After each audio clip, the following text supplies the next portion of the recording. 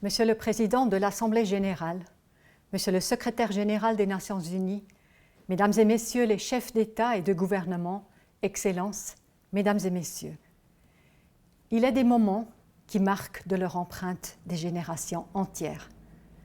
La fondation de l'Organisation des Nations unies, il y a 75 ans, a été un tel moment. Pour cela, nous devons être reconnaissants à nos parents. Pouvons-nous néanmoins aujourd'hui nous permettre un regard critique sur l'ONU? Oui, nous le pouvons, nous le devons même.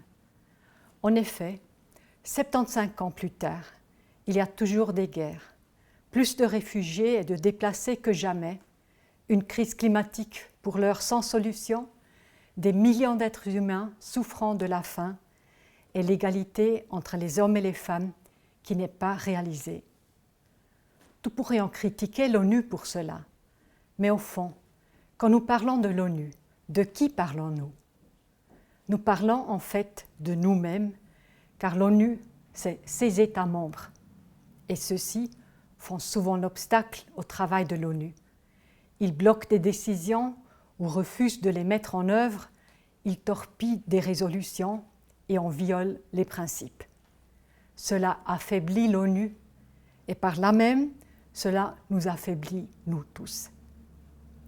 Si nous voulons une ONU forte, alors nous devons, nous, les États membres, soutenir avec force l'organisation et poursuivre ensemble ses objectifs.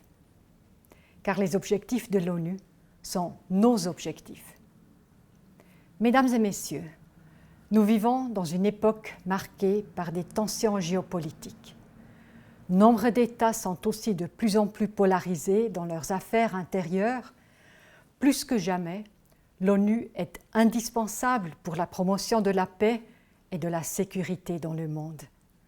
Elle incarne la cause des droits de l'homme, celle du développement durable ainsi que celle d'un monde réglé par le droit.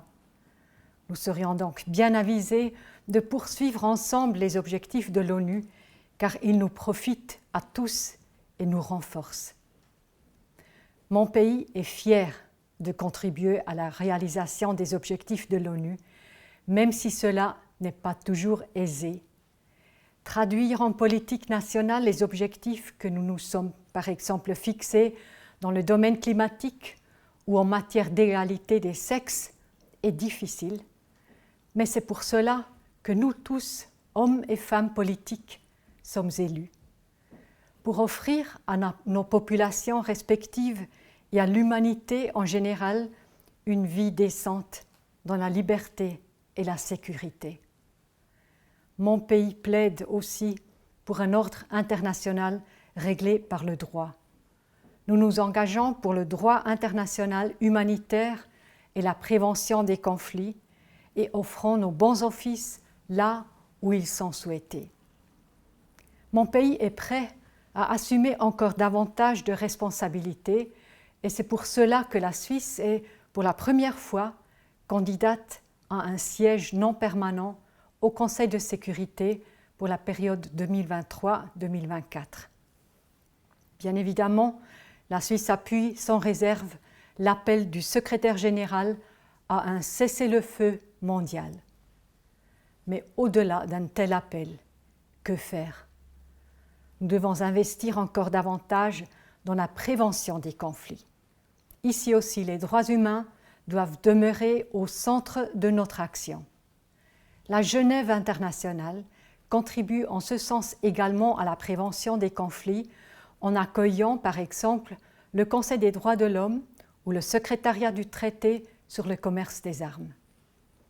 En poursuivant les pires crimes, la Cour pénale internationale contribue à mettre en œuvre le droit international humanitaire. Nous confirmons ici notre soutien à la Cour pénale internationale en tant que partie intégrante d'un ordre international réglé par le droit. Afin de faciliter des échanges sur les meilleures façons de respecter ces normes humanitaires, la Suisse a été un des premiers pays à publier un rapport volontaire sur leur mise en œuvre nationale. Mon pays serait heureux de faire des émules. S'il est juste de tenter de prévenir les conflits et de s'efforcer d'en atténuer les pires conséquences humanitaires, il est aussi crucial de résoudre durablement les conflits en cours. En tant que capitale de la paix, la Genève internationale y contribue en offrant un cadre qui permet le dialogue pour les parties au conflit. La politique de paix suisse s'appuie sur des éléments fondamentaux de la culture politique de mon pays, tels que le partage du pouvoir, l'ouverture au dialogue, la tolérance et la prise en compte des intérêts de chacun. La Suisse entend encore renforcer à l'avenir ses capacités et son expertise de médiation et de facilitation pour venir en aide à celles et ceux qui souhaitent, par la voie du dialogue, mettre fin à des conflits.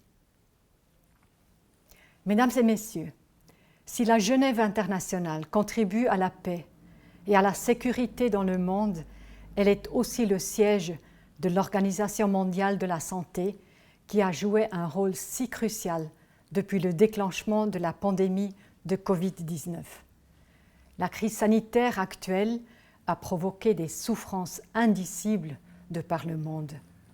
Ce sont les plus vulnérables qui ont été les plus durement touchés, l'enfant dans un camp de déplacés bondé, la mère seule qui a perdu son emploi, le jeune dont les perspectives professionnelles ont été anéanties, ou encore les personnes âgées et les malades qui sont particulièrement exposés. Mon pays s'efforce de faire face à cette pandémie au mieux. Dans ce processus de lutte contre la pandémie, l'Organisation mondiale de la santé joue un rôle central. En tant qu'État hôte de l'OMS et d'autres organisations internationales dans le domaine de la santé, la Suisse s'engage pour qu'elle puisse agir efficacement. Pour cela, l'OMS doit pouvoir disposer de ressources suffisantes et du soutien de nous tous pour mener à bien ces réformes. Est-il juste d'exiger autant de cette organisation alors que celle-ci dépend à 80% de contributions volontaires? Au-delà de la nécessaire lutte contre l'actuelle pandémie, il nous appartient aussi, dès à présent, de penser au monde qui émergera de cette crise et qui ne saurait entièrement être celui d'hier. Si toute crise est une souffrance, c'est aussi un moment de changement qui permet de se réinventer. Réinventons-nous donc en gardant à l'esprit les objectifs que nous nous sommes fixés à nous-mêmes lors de la création de l'ONU il y a 75 ans.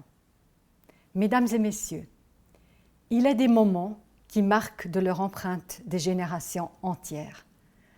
Dans de tels moments, des actions décidées et courageuses sont requises. Cela est vrai aujourd'hui. Du point de vue de mon pays, les tâches les plus urgentes sont la mise en œuvre de l'agenda 2030 pour le développement durable ainsi que l'accord de Paris et un engagement accru en faveur de la paix. C'est à nous, représentants politiques de nos pays respectifs, qu'appartient la responsabilité de prendre les bonnes décisions pour le bien de notre humanité commune et de notre planète. Assumons cette responsabilité. Renforçons la capacité d'action de l'ONU et assurons-nous que les décisions que nous prenons aujourd'hui fassent la fierté des générations de demain.